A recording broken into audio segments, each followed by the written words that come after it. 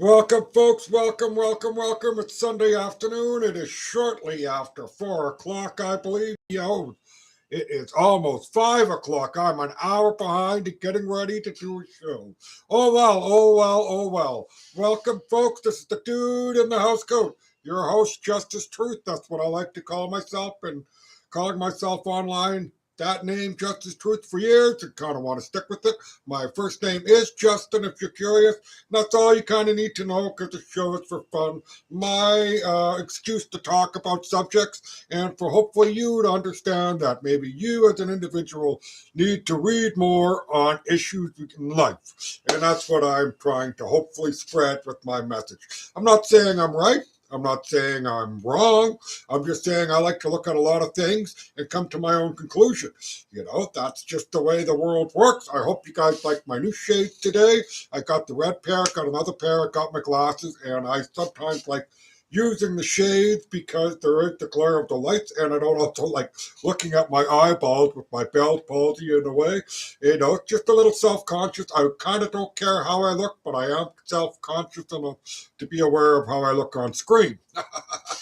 Yes, in my lopsided laugh or whatever, I guess you could say I'm kind of like that gentleman that was in the WWE as an announcer. I don't want to say Jerry Lawler. I don't think that's not the right name, or Gorilla Monsoon. It's too bad it didn't come to my head at the top of the moment. You had a cowboy hat on, big fellow, very, very well spoken despite his Bell's palsy, just like Gene Chrétien, our former leader who had a chokehold on the public. If you remember that, you are old. Yes, folks, welcome. Sunday, beautiful day. Went out to lunch today. Took my lovely wife, Danica, to a new cafe. It's a gaming cafe here in Vanderhoof. If you guys like board games and gals, there is plenty of games at this local cafe. Danica had french fries. I had poutine for a snack while we were there, and we played Scrabble. And I would hate to admit it, and I'll just say it, Danica kicked my butt in the game of Scrabble. Yes, she did, folks, and all that wonderful news. But let's kind of get right to it. I had an episode last time where I try and challenge people to give me a bit of a rebuttal or some information to look at. Well, I had a person give me some stuff from the BBC News on an editorial piece, and I read it. Well written, and I will just have to say on this article from the BBC that was well written on the history of how the world is going, and maybe going back to a pre-era of World War II before the likes of the United Nations. And it is well written, and I really did enjoy reading it. But again, it is an editorial, it is an opinion piece, much like myself at the moment, the dude in the housecoat. I am going to give you my opinion and a bit of a rebuttal on this post because it is taking a pot shot at the so-called only superpower that this world knows. It is true, the United States government is a very powerful force and everything else like that. And there has always been pot shots taken at America, basically since the Second World War from the international community. But everybody loved the American government and the United States military to try and protect from the expansion of the Soviet Union. Not Russia, folks, the Soviet Union. For those of you that are really young, I highly recommend you go do a deep dive and at least find out who Mikhail Gorbachev is, Lenin and Stalin. But if you're a pro-communist person in this world, you already know who Lenin and Stalin is, and you love them, but you kind of keep forgetting that they killed a lot of people within their own country. A lot more than America ever did or Canada ever did on their own citizens. They have atrocities. The world is filled with atrocities. Is America the perfect power and stuff like that? No, it is not. Does it deserve criticism? Yes. Does it deserve criticism for the way it's handling things at the moment?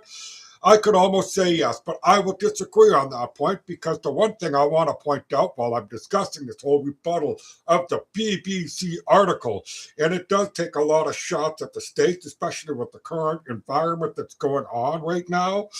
But since 1980, folks, since 1980, and NATO has been around for a fairly long time, but since the 1980s, the American taxpayers And I'm saying taxpayers, not saying the government, because decent people are behind it, just like decent people in every country that exists around the world. Funded NATO $31 trillion more than all the other nations combined since 1980. The debt of the United States government, as it sits currently, I believe it's at $38 trillion. Now imagine if they didn't spend that money, what their debt load would be like. Never mind what we're hearing of what's happening in Minnesota. I know it's a bit of a sidebar, but a minimum of $19 billion may have been stolen out of the Minnesota Somalian daycare fraud and healthcare fraud. If you don't know what I'm talking about there, please use the search bar in the upper right corner of your YouTube, X, Instagram, whatever it is, and go look it up because that is mind-blowing. But let's get back to this BBC article about America kind of being bad because it's perceived as being a bully. Now, as far as Greenland goes with Denmark, and yes, Denmark does control the land of Greenland, and it has for many, many years. Also, as true is the fact that the United States government has been in negotiations to try and get Greenland on numerous occasions. In fact, had it during World War II when Denmark was overrun by Adolf Hitler's machination of war. Within 6 hours, Denmark was crushed. It's kind of similar if what the United States government were to come to Canada, it would probably be less than 6 hours, despite the report from the Canadian military, a minimum of 2 days. I think it'd be a lot easier, and I think the Girl Scouts of America could take over Canada in our current state of affairs. No disrespect to the actual people in our military that are trying to do something, but to the brass and to the political figures who have just decimated our military to this point, because it's also going to be talked about in here as well. If we are supposed to try and counteract the so-called boogeyman of the United States government, why aren't we pumping up our military, folks? We are not. In fact, I will go so far as to say that despite all the languages that have been going across from each other, whether Mark Carney said a little sly in a 15-minute speech and Trump's 2-hour reply the following day, folks, this man is almost 80 years old, had his plane delayed to get to Davos, didn't sleep a whole lot, gave a 2-hour speech and an hour interview after that. I don't know how Trump does it, other than the fact that my old boss, the owner of Canfor, Jamie Patterson, is also a man in his 80s and 90s who is still going strong. Go figure. Some people just have the vitality of life. That is the best way I could put it with Trump. I am not saying I agree, like Trump. I really don't care for the man, but I am happy he is in power because stuff needs to change in this world so that we as people can have our freedoms, so to speak. Yes, so now let's get back to the BBC article. Yes, it's wonderfully written, talking about we may be going back to the old way of life without the so-called likes of the United Nations, which is supposed to be a unifying force. But I will say this of the United Nations: where were you in all these atrocities around the world are happening, right? I'm not talking just Gaza. I'm talking Nigeria. I'm talking Syria. I'm talking Cambodia. I'm talking China. Yes, China, folks, because they had a famine many, many years ago. China's Mao greatly forward, killed a sparrow to save the crops. Millions died. Now, this is before World War II, or almost to the start of before World War II. But where was the world when the Bolsheviks killed all those Christians in the former Soviet Republic or Russia itself, folks? Even back before World War I, where was the community for them? Where were the community for the people who died in like Poland and all that, the Holodomor? I might be wrong on the country. Forgive me for saying that, but you're getting the idea. Atrocities around the world have been happening for a long, long time. And yes, the American government is trying to throw its weight around because the world is changing. Mark Carney is correct in that with his speech of always trying to start off the world an increasingly dangerous and divided place. Well, Mark, you're siding with the wrong people if you ask me. China is not the people you go to, because I followed China for years, and yes, it's got wonderful technology. They can build wonderful things, but they also have a lot of crap. They also have a a lot of corruption. And let's just, because of this BBC article saying what we've done in Central America with, like, America going after Mr. Noriega in Guatemala. If you remember that was the 80s, the Iran-Contra affair, that was something else. All these interventions that the American government did and stuff. And there's no difference in what Russia did with Ukraine, because they were trying to scream about the people in the Donbass region before the war started. This is 2014, people, before Zelensky was even in office and everything else. And if you don't believe me, please go look up some history. In fact, if you can find it, there is a documentary written by a famous director, Oliver North. No, sorry, not Oliver. Oliver, no, I'm thinking, never mind of the name, but he made the JFK movie back at the day. Apologize for the name thing. But he made a video documenting all the atrocities that were happening in that region. Every country is almost guilty of something that this article has already stated. What has failed mostly in this world, and it doesn't matter if middle power countries like Canada rise up to try and push back the hemorrhage of the United States government, because there's another huge hemorrhage, and that is China, folks. China, yes. Now, as much as this article goes on to say the Americans are being bullies and everything else, the other people, West Taiwan, yes, I like to call it West Taiwan because Taiwan should be free. Hong Kong should have stayed free, folks. China negated on that, and it seems to glaze over people's eyes. A country was given back to China, or a province, whatever you want to call it, on the condition that it would still be democratic.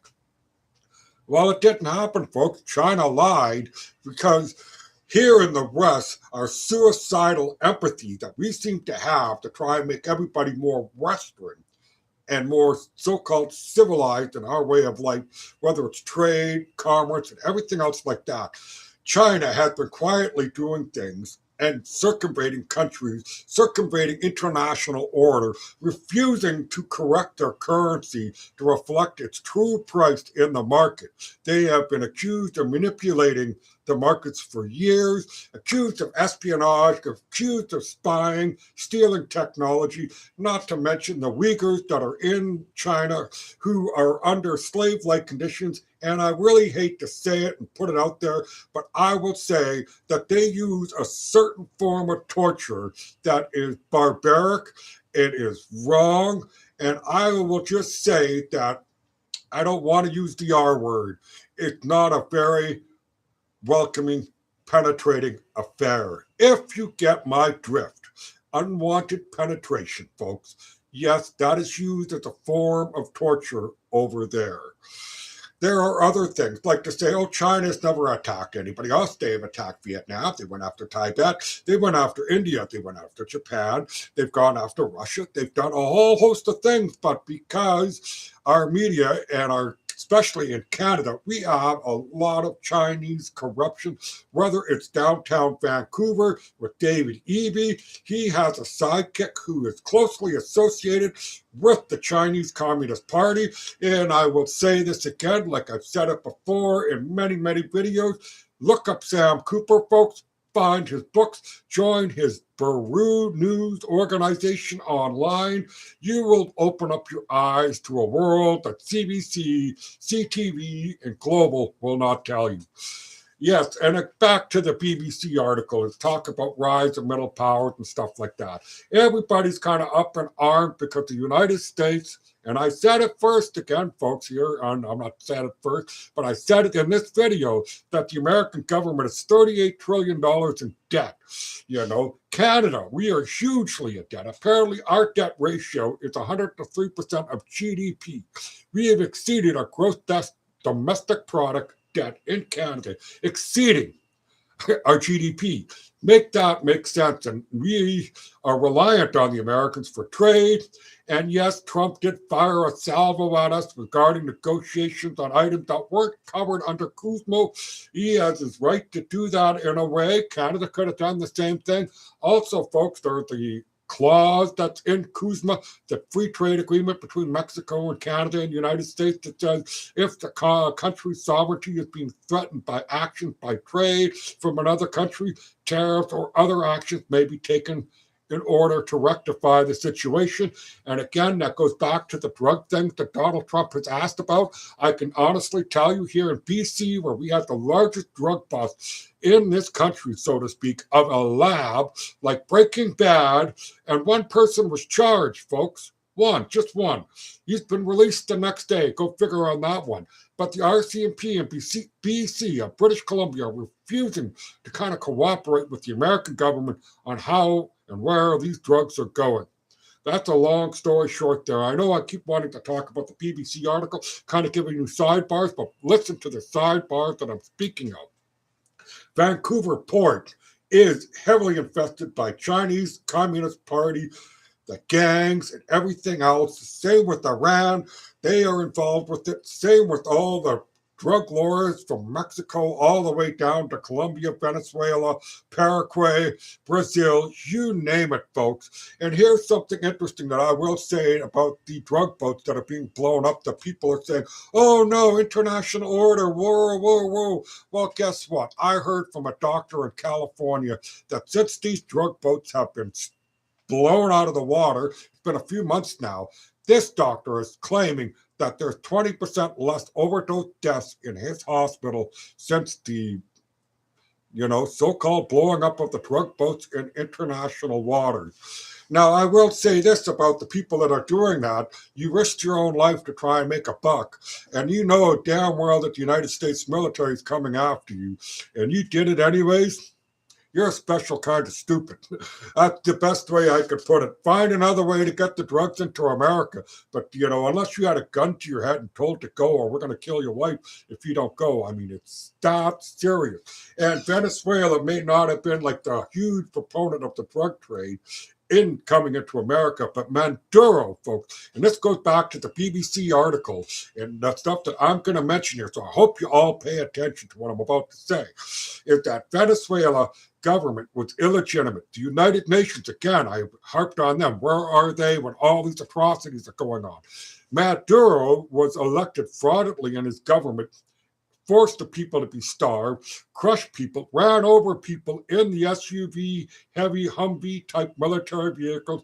I've seen it with my own eyes, and I'm telling you, it was not very nice. I also know that people have broken into the warehouses that Maduro had that had medicine and other things that were meant for the people, and they held it back to try and control the population of Venezuela to their will. Now, with China, they were getting oil from Venezuela. And like I spoke with a person who was also challenged me on this, but the Venezuelans got money from China. They didn't get the oil for free. No, Maduro got money. The Venezuelan people got nothing. And China recouped this money and investment that it put in Venezuela since they kicked the Americans out long time ago. Chavez, that's why his thing got glassed, his frickin' grave, the memorial for Chavez, was glassed by the Americans when they did that mini incursion and scooped up Maduro. Now, to put the whole world on notice that the American government did with that, folks, and I will highly recommend, like I said in a video before, go use your search bar in YouTube, X, wherever, and go type in Venezuela, Maduro, U.S. raid, breakdown. You type that in the search bar, you will find videos or articles that'll tell you how the Americans actually did it. It is quite amazing, and it woke up Iran, it woke up China, it woke up Russia. Notice where Russia is sitting now, is sitting on the board of peace.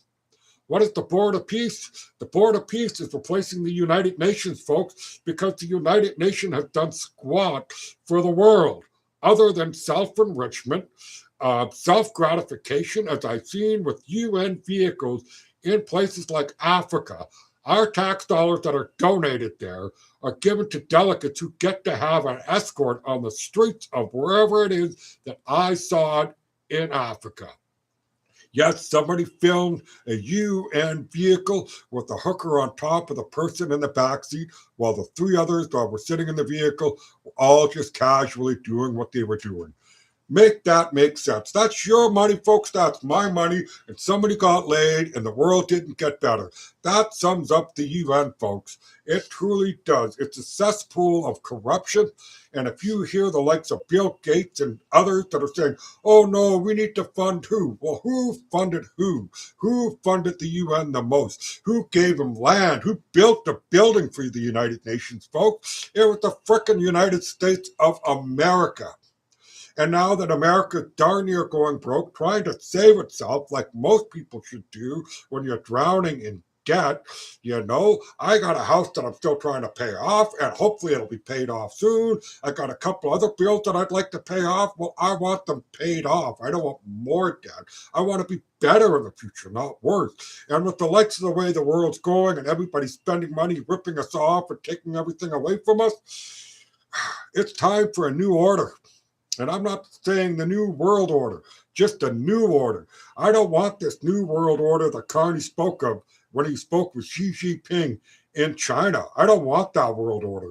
I want what I am accustomed to, which is a North American lifestyle of pretty much decent freedoms and autonomy in this world. I do not need to have a government crushing down on me like Canada has almost, especially during the Freedom Convoy. Make that make sense, folks. And at the sidebar, where is our government apologizing for actually inflicting the Emergency Use Act on Canadians after the Supreme Court again said it was unlawful for the federal government to invoke the Emergency Use Act on Canadian citizens? Where is the government's apology? It's over 9 days now, and not a peep. And not even a peep from Pierre Poilievre. Let that sink in. That tells me that the Liberal Party and the Progressive Conservative Party are a uniparty.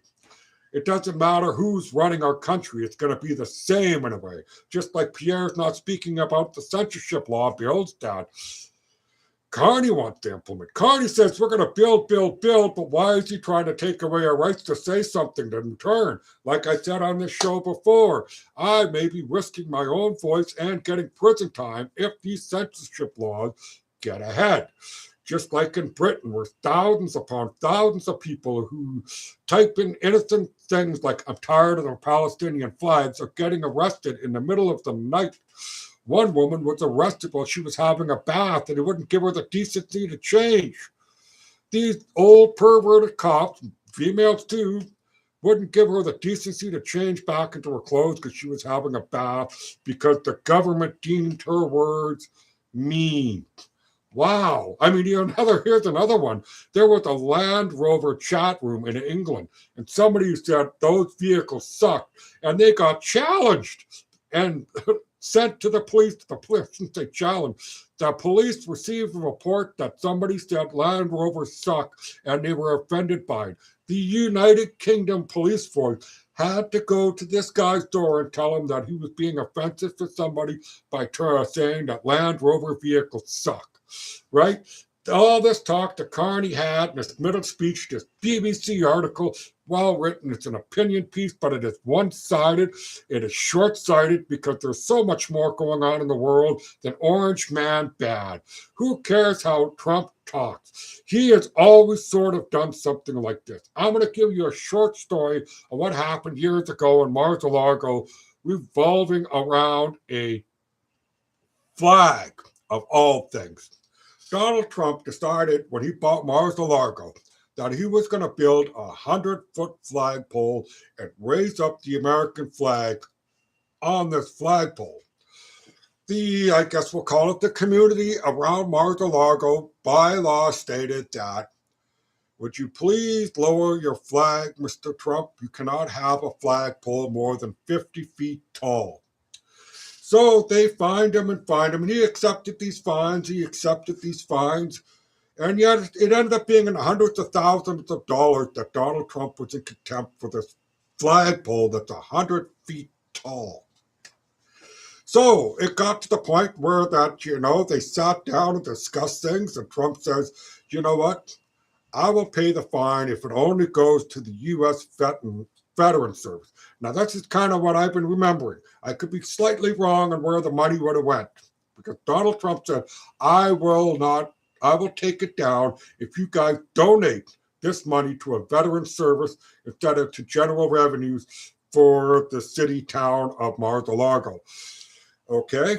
So it's in the hundreds of thousands of dollars now, the fine. It's going to a veteran society. So Trump takes down the 100-foot flag pole. I know I have to say it slow because this is the kicker. So after that was done, what started to happen on Mar-a-Lago was a hill was made. He made sure that there was a hill that was at least 50 foot high, and then he mounted a flagpole on top of it with a 50-foot pole, and he kept the flag up there at 100 feet. The town lost, slightly, I guess, embarrassed, but the veterans in the area won, and Trump proved a point in a way. He does play chess, folks. His best friend at the time before he passed away was John F. Kennedy Jr., if I said it correctly, who died in that horrible plane crash, who, if you remember, was running against Hillary Clinton for the governor of New York, I believe, at the time, so like 1999 and so on in that area. So that is one story that I could say of Trump that makes me think how that guy thinks.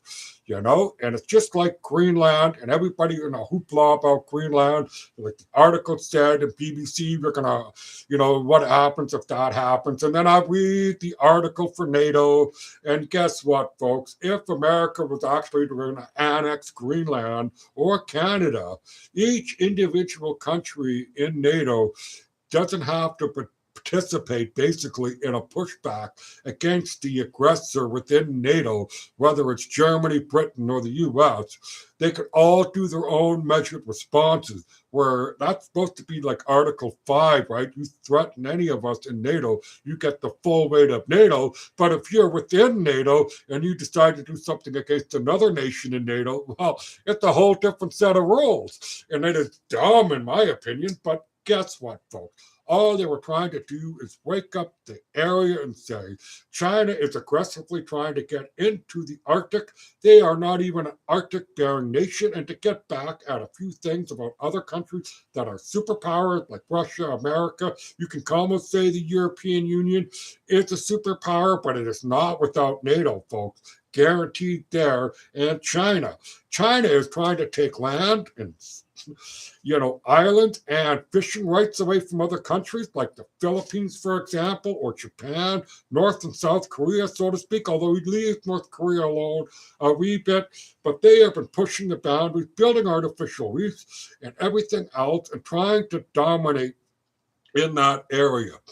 And nobody in the international community really speaks up about it except for like the Americans. The Australians do say some things sometimes, but I'm confused about Australia, if their direction that they want to go. I do not like the Prime Minister and a certain Premier down there. Free speech should reign. The atrocities that happen there just before Christmas. It's not the guns, you fools. It's the people you allow into your country. If they have ties to a terrorist organization, I don't think you should let those people in. And vice versa, just like Europe. Don't let the mass migration thing happen. And yet they did. And if they didn't kill Gaddafi, folks, they wouldn't have had the problem in the first place. Oh, and that's another rabbit hole to go down there. But to get back at this BBC article, because I'm almost at 30 minutes here, well written, nice editorial, very opinionated, and very, I don't want to say closed-minded, but he is on point on a few things. But America is not the people that you think is truly the enemy. Orange Man bad, whatever you want to say about him. He is a businessman. He has done many, many things with his life. Unlike, politicians that have been there for their whole lives, and the only thing they have accumulated is wealth. I mean, think on that one, folks. I mean, really, who would you rather have? A career politician running deficit after deficit, or a man who's went from sure, he may have been given $1 million from his father, but he was $900 million broke one time, and he's a billionaire again. And how does he do it? It's not all by hook and by crook, folks. I mean, maybe some things could be, but at the end of the day, all I can say is really think about what direction this world is going.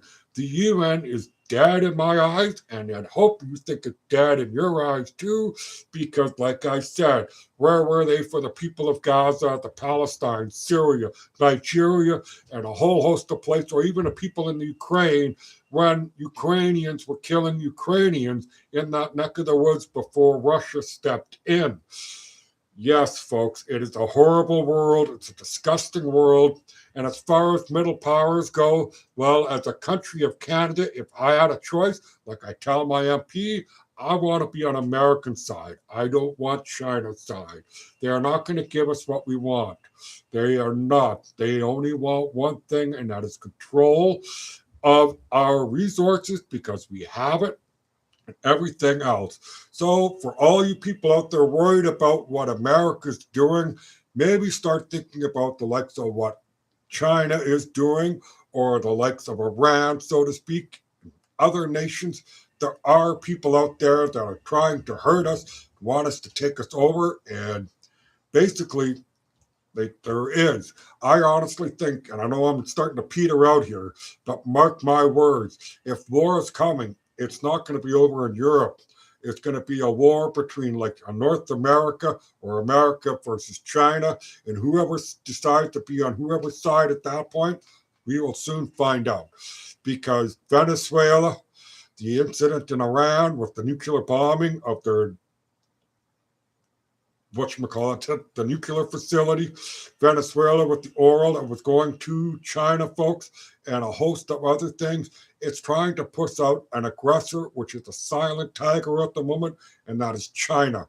We don't need China in our hemisphere. They can stay over there. And folks, whew, it's a long one. Yes, and I'd like never mention anything about the scone. Remember the scone, folks. Just look for those who might have lost a loved one, or the people of Iran, like I say, for freedom and everything else. Well, this scone today is going to be lit for, oh, what should I pick on today? Well, I want you all to read more. That's it. The scone is lit to help light the way for you to find the truth that you need to find without it being a narrative or a story given to you to try and change your opinion. It was a well-written article for the BBC. I'd like to thank my dad for actually sending it to me. I just hope you listen, and I hope you understand my points. And everything else, there's more to this world than simply Orange Man bad. Yes, he is disrupting the world, but guess what? In order for America to survive, it needs to cut its expenses and tell the rest of the world it's no longer its piggy bank. Because who is asking for money? The UN is asking for money, and it's the American government that funded it, and yet the UN does not function like it should, folks. Truly should. That is why we are seeing the likes of the Board of Peace. I know I mentioned last video that I would talk more about the Board of Peace. I already have some information on the Board of Peace, but because my dad gave me this article today on from the BBC, I thought I'd comment on that, but it's coming, folks. I am the dude in the housecoat, Justice Truth, wishing you all positive vibe. Please visit an SPCA at least once in your life, and take care, y'all. Bye.